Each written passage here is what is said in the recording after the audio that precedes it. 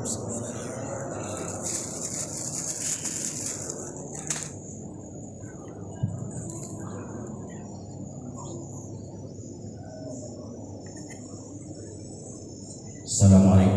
warahmatullahi wabarakatuh.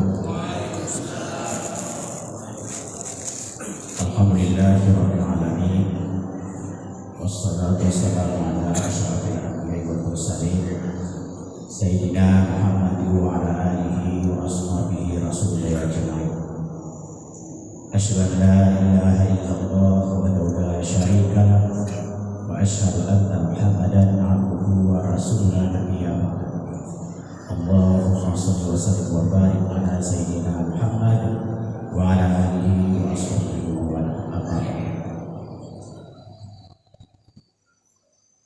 Para jamaah subuh yang dimuliakan Allah Subhanahu wa taala, marilah dengan tentunya kita selalu mengucapkan puji syukur kita kepada Allah Subhanahu wa taala, di mana sampai pada detik ini kita masih diberi keleluasaan kepada Allah untuk menikmati, menjalani hidup dan sampai bisa melaksanakan perintah-perintah Allah.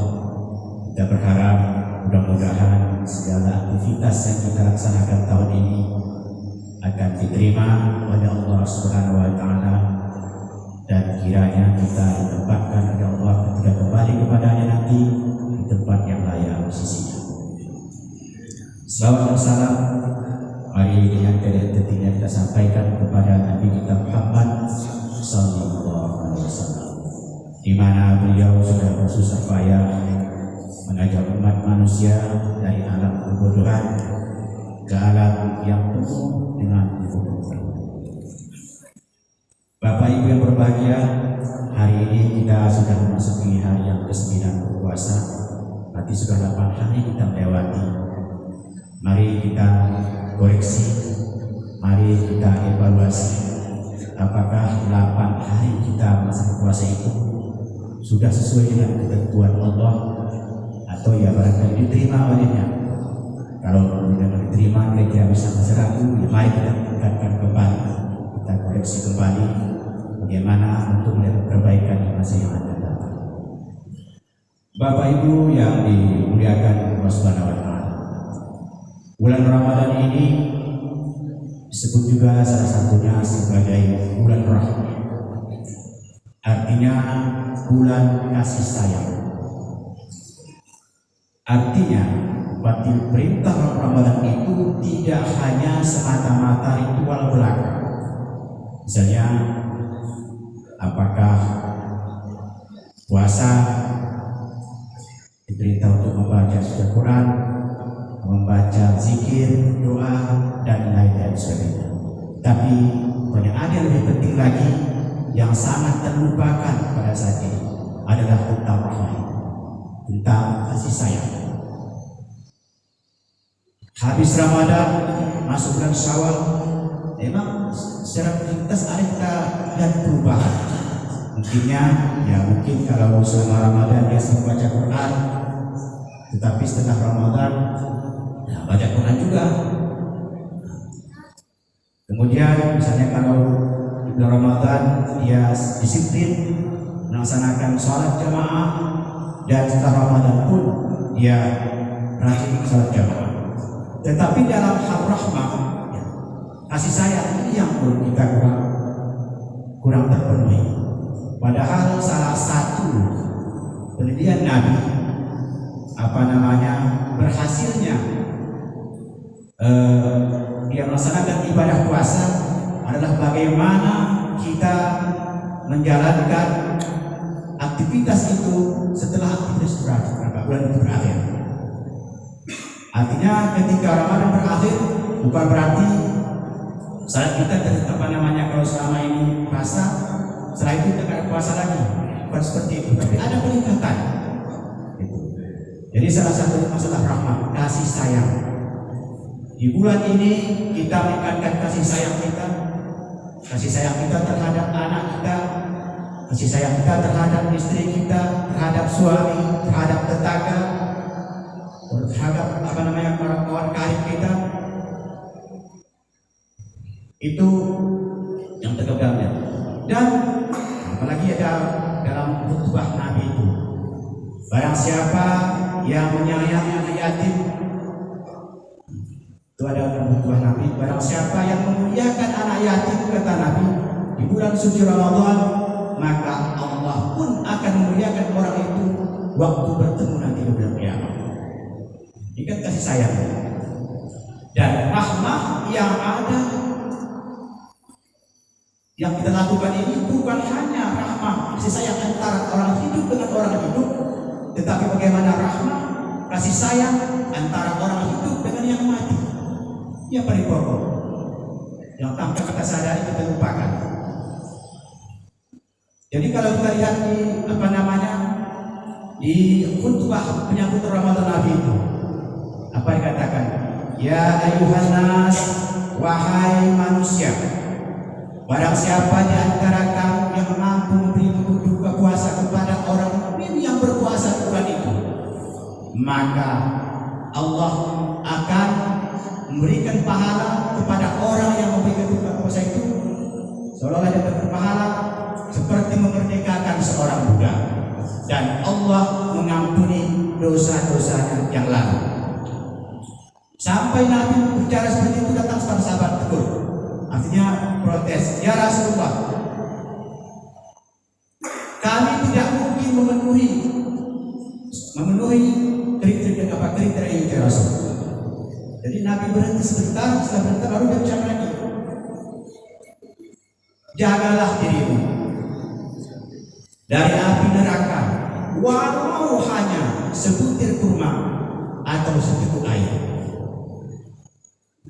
Kenapa dia diprotes? Karena dalam paham para sahabat pada waktu itu, barang siapa yang mampu memberi berbuka puasa kepada orang yang berpuasa, dia beranggapan memberi berbuka itu lengkap. Ada nasinya, ada sayur mayurnya, ada sisirnya, ada pokoknya lengkap. Seperti kita berbuka, ada kuenya. Makanya Nabi sambung, walau hanya sebutir kurma, artinya memberikan berbuka puasa itu bukan harus lengkap. Kalau memang kita mampu berkorban, bersedekah, bukan hanya kue yang ada, ya kue saja. Kalau memang ada air cukup pun jadi saja. Allah akan memberi pahala yang sama bagi orang yang memberikan kebaikan sedikit karena tidak mampu memberikan banyak. Kalau kita ikuti nanti, kalau seperti yang menunjukkan Nabi itu, kalau misalnya dikatakan harus ada kuenya, harus ada nasinya, mungkin orang-orang tertentu saja. Tapi kalau misalnya kita kan sekarang musim Ramadan kan musim derek ini, datang miliknya kurma 1 on atau 1 kotak 12.000 diantar ke tempat. Tahu-tahu diantar ke tempat kita di rumah. Misalnya kita dalam keluarga ada 2 orang cuma misalnya. Kalau saya berdua dengan istri, ini kan dua kami makan ini kan nggak habis ini. Saya ambil separuh, saya berikan kepada orang lain. Jangan nanti menjadi mubazir, tidak termakan. Itu juga termasuk, walau sebutir kurma yang kita berikan, walau seteguk air. Yang penting rasa kasih sayang kita itu ada, terjaga dengan baik. Ya ayuhan nas, kata Nabi, wahai manusia, siapa yang memberikan keringanan pekerjaan kepada orang-orang yang punya pegawai ataupun ibu rumah tangga yang punya pembantu rumah tangga, diringankan bebannya, maka akan meringankan hisab nanti yaumil qiyamah. Nanti makanya saya lihat beda ini. Saya punya ibu rumah tangga, saya punya pembantu rumah tangga, bapak-bapak juga punya pembantu rumah tangga. Pertanggungjawabannya ringan atau berat tergantung kita mempersulit pelayan kita. Mungkin nanti saya misalnya, saya bilang sama pembantu rumah tangga saya, dalam perjanjian kita kan masuknya jam 8. pulang jam 5 sore. Nah, ini puasa ini. Mereka sudah beristirahat, datangnya boleh lambat jam 9, pulangnya boleh cepat dari jam 5. Itu mempermudah, meringankan beban-beban kita. Mungkin nanti bapak-bapak, nah ini walaupun ini puasa, jadwal masuk kamu, jadwal pulang sama saja. Masuk jam 8, keluar jam 5 atau jam 4.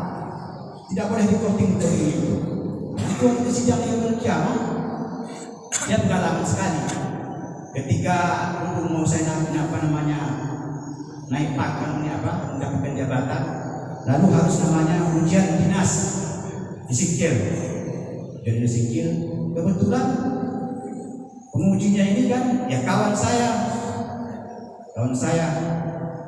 Lalu begitu masuk satu orang, ditanya ada harga setengah jam. Waktu saya masuk, Assalamualaikum, Waalaikumsalam. Pak Ustaz dulu. Apa dia bilang? Sengaja yang saya katakan dari Pak Ustaz. Apa maksudnya Pak Ustaz? Nah, itu kan sudah keuntungan bagi saya. Sengaja saya katakan itu. Dan Pak, kita apa yang ditanya? Apa yang mau ditanya? Bapak udah susah, enak sekarang kan? Begitulah. Akhirnya udah ada di sekitar 15 menit. Ada berapa Ustaz? Keluar aja lah. Ya enggak ada. Keluar aja. Keluar, jumpa sama yang kau dites tadi. Kamu apa aja ditanya tadi? Saya bilang, banyak Pak, peraturan pemerintah tentang kepegawaian, bagaimana jalan kebebasan baik, mana perpresnya, mana bidang biasanya. Kamu apa katanya? Saya nggak ditanya apa-apa. Yang tanyanya berapa hektar? Tahu satu perusahaan. Itu yang tanya. Tahu ya? Waktu ini terasa. Begitu baru di dunia, apalagi di sisi Allah. Jadi kita harus bisa menjaga kasih sayang dan membantu makan. Kalau kita punya bawahan, walaupun kita seorang pimpinan, kita harus perhatian kepada bawahan kita. Kita yang PNS ini kan lumayan. Kalau masuk aja jam 8, 7.30, sekarang masuk jam 8. Pulang biasa jam 4, sekarang sudah jam 3 pulang. Ada bonus di puasa ini. Nah, ini kan buat keringanan dari bos-bos kita kan gitu. Ini sama juga seperti itu. Siapa saja yang bisa memberikan keringanan kepada pekerja, kepada bawahan, maka akan meringankan hisab di yaumil qiyamah. Jadi itulah kasih sayang. Makanya tidak dari kasih sayang ini kita diajarkan berpuasa. Kalau kita baca bagaimana Nabi Yusuf ketika dia jadi bendahara logistik perbekalan makanan kawasan pulau, dia setiap hari berpuasa, jarang yang berpuasa dia. Ketika ditanya, Yusuf, kamu kok setiap hari berpuasa? Kamu kan jangan gudang beras, tinggal makan, tinggal ambil saja, ambil beberapa bulan, kenapa? Kan gak bayar banyak. Apa katanya? Kalau saya berpuasa, jadi saya lapar. Kalau saya tidak berpuasa, saya kenyang. Saya takut ketika saya kenyang, saya lupa sama orang lapar. Itu yang ada bilang. Jadi kalau saya sering lapar, berarti saya memikirkan masyarakat saya, memikirkan umat-umat ini. Bagaimana saya tidak lapar? Karena sudah saya mulai dengan lapar. Jadi itu. Ini pentingnya kasih sayang dalam puasa yang harus kita jaga. Dan kita harapkan kasih sayang itu akan berlanjut sampai setelah Ramadan nanti. Bapak Ibu yang berbahagia, Rasulullah pernah bersabda, dia bercerita tentang Nabi Isa. Nabi Isa itu pada suatu ketika dia berjalan lewati kampung, lalu di kampung itu ada satu kuburan. Lalu dia dekati kuburan itu, dan dengarlah sama dia tangisan orang yang ada dalam kuburan. Dia disiksa. Lalu dia lewat terus. Tahun berikutnya, tahun depannya dia lewat lagi tempat itu. Lalu dia dengarkan lagi kuburan. Ternyata tidak ada lagi suara siksaan dalam kubur itu. Dia berdoa, ya Allah, tahun lalu aku lewat di kuburan ini, dia disiksa, dia menderita, dia menangis, ya Allah. Tapi kali ini aku melewati kuburan ini, dia sudah tidak disiksa lagi. Apa jawab Allah? Wahai Nabi Isa, anak yang meninggal itu ada satu orang, anak yang soleh. Dia membelanjakan hartanya untuk membangun jalan. Dia membelanjakan hartanya untuk menyayangi anak yatim. Maka akan aku ampuni dosa ayahnya karena anaknya berbuat baik. Inilah yang kurang kita sadari pada saat ini.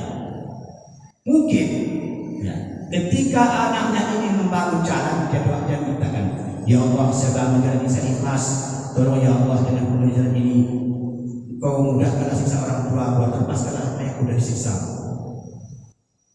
Ini. Jadi artinya apa? Kita kehidupan kita di dunia ini sangat bisa menolong keadaan saudara-saudara kita yang ada dalam kuburan. Yang saya katakan tadi, rahmah kasih sayang itu bukan saja antar kita hidup, tetapi bisa antara kita dengan orang yang mati. Mungkin anak tadi berkata, ya Allah, ini aku satu yatim ini, nanti bisa bersedekah ke masjid. Bahkan uang ini ya Allah bagikan pahalanya untuk ringan beban orang tuaku, siksa orang tuaku, tempat orang tuaku, tempat yang layak. Insya Allah akan didengar oleh Allah. Akan didengar oleh Allah Subhanahu Wa Taala. Jadi cobalah betapa menderitanya mungkin ada saudara-saudara kita yang sudah lebih dahulu dari kita. Dia mengharapkan uluran tangan kita, dia mengharapkan pertolongan kita, dia mengharapkan pertolongan dari anaknya masih hidup, dia mengharapkan pertolongan dari istrinya masih hidup, dia mengharapkan pertolongan dari kerabatnya masih hidup. Makanya dalam jalan lain Nabi bercerita kepada sahabatnya ketika berkumpul, dia berkata kepada sahabatnya, wahai sahabatku, berilah hadiah kepada saudara-saudaramu yang telah mati. Lalu sahabat menjawab, ya Rasulullah, bagaimana kami memberikan hadiah kepada saudara-saudara kami yang sudah mati? Bagaimana kami memberikannya? Rasul menjawab dengan sedekah dan doa. Memberi hadiah kepada saudara-saudara mati adalah melalui doa dan sedekah. Lanjut Rasul, orang mukmin, ruhnya orang mukmin itu, dia akan datang mengunjungi kampungnya, mengunjungi rumahnya, saudaranya setiap hari Jumat, katanya. Maka pada saat itu saudaranya yang datang ini, almarhum yang datang ini, ruhnya yang datang itu berkata, wahai ayah bundaku, wahai tetangga-tetanggaku, wahai saudara-saudaraku, wahai anak-anakku, tolonglah kami, tolonglah kami. Kami betul-betul mengharapkan belas kasihan dari kalian semua. Ketika hidup di dunia dulu, kami mempunyai harta, mempunyai kekayaan, tetapi harta kami itu kami pergunakan tidak pada tempatnya, tidak pada tempatnya. Kalaulah kami gunakan harta itu sesuai dengan petunjuk Allah, tentu kami tidak perlu minta bantuan kepada kalian hari ini. Nah ini, makanya harta, kalau kita punya uang 1 juta, lalu uang itu kita belanjakan, membeli ya macam alat-alat 1 juta itu habis semua, itu harta Anda baik, tetapi tidak ada berkah. Tapi kalau Anda berikan sebahagian Anda sedekahkan, itu namanya berkah harta. Begitu juga sama yang orang tadi. Dulu ketika kami di dunia, kami tidak menggunakan harta kami sesuai pada tempatnya. Tidak kami sumbangkan untuk anak yatim, tidak kami berikan kepada fakir miskin. Maka bantulah kami dengan 1 dinar, bantulah kami dengan pakaian, bantulah kami dengan makanan. Artinya apa? Bantu, sumbang, 1 dinar kepada orang miskin. Ini sedekah saya kepada nenek atas nama orang tua saya sekolah. Itu yang diharapkan oleh saudara-saudara kita yang sudah meninggal dunia. Bapak Ibu yang berbahagia, Musa pernah bertanya dan meminta kepada ya Allah, di mana aku harus bertemu denganmu? Di mana aku harus bertemu? Di mana saya bisa bertemu denganmu ya Allah?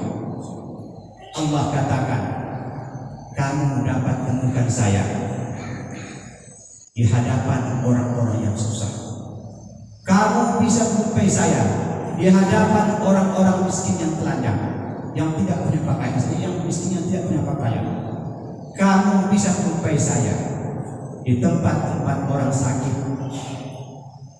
Kalau begitu kamu lakukan, kamu berjumpa dengan saya. Artinya apa? Ketika kita mendatangi orang sakit, dia sakit butuh obat, kita bantu dengan obat. Di saat itu insya Allah kita akan bertemu dengan Allah. Walaupun refleksinya berbeda. Kadang-kadang kita, inilah salahnya kita. Dan saya katakan tuh, kalau nanti ada orang yang orang datang pakai tongkat, miskin, meminta bantuan sama kita dari jauh sudah kita usir. Nah, tutup pintunya. Apa Pak? Ya itu orang minta sedekah itu. Kemarin dia juga dia lagi minta. Kemarin dia minta, ini dia lagi datang minta sedekah. Makanya saya katakan, orang sufi kalau datang orang seperti itu dia apa katanya? Alhamdulillah, surga aku datang. Kita belum sampai rumah kita sudah kita usir. Padahal kalau memang kita tidak punya uang apa-apa kan bisa. Pak, maaf, hari ini saya di address pagi kosong. Jangan bayar lain kali saya tolong. Oh nggak banyak, mungkin ada hanya 2.000 perak. Pak, maaf Pak, cuma ini yang ada. Terima Pak ya. Kelas lain kalian mungkin bisa banyak. Nggak mesti harus 10.000, 50.000, tidak mesti. Berapa yang ada sesudah diikhlaskan kemauan. Jadi ini sesuai dengan kemampuan kita. Kalau kau ingin bertemu dengan aku, kata Allah, engkau jumpai orang-orang yang yang lapar, butuhkan makanan. Ketika engkau berikan makanan, maka engkau akan jumpai aku bersama orang yang lapar seperti itu. Ini yang sering saya ceritakan. Di mana pada suatu hari umatnya Nabi Musa itu berkata, ya Musa, ya Nabi Musa, iya, kali ini rindu dengan Tuhan, ingin sekali jumpa dengan Tuhan. Tolonglah konsultasikan kepada Tuhan kapan kali bisa berjumpa. Maka Nabi Musa berangkat ke Gunung Tursina. Sampai di Gunung Tursina dia berdoa, ya Allah, ya Rabbi, ya Tuhan, umatku ingin jumpa denganmu, ingin mengadakan pertemuan denganmu. Tolonglah ya Allah, kapan kira-kira kita bisa jumpa? Maka turun dari Allah, engkau tentukan harinya, hari ini, misalnya katakan hari Jumat jam 10 kita berjumpa di lapangan Sarakata misalnya. Itulah selalu berkata, aku akan datang. Maka Nabi Musa pulang, sampai ke kampungnya disampaikan, wahai umatku semua, Tuhan memenuhi hajat kalian yang ingin bertemu dengannya. Nanti saya tentukan hari ini kita harus berkumpul. Maka bagi saudara siapkan makanan yang enak. Yang bisa buat sirup yang enak. Yang bisa buat nasi yang lemah. Kalau nasi buat yang paling enak, kita persembahkan untuk Tuhan kita. Akhirnya apa yang terjadi? Masyarakat berbondong-bondong pada pagi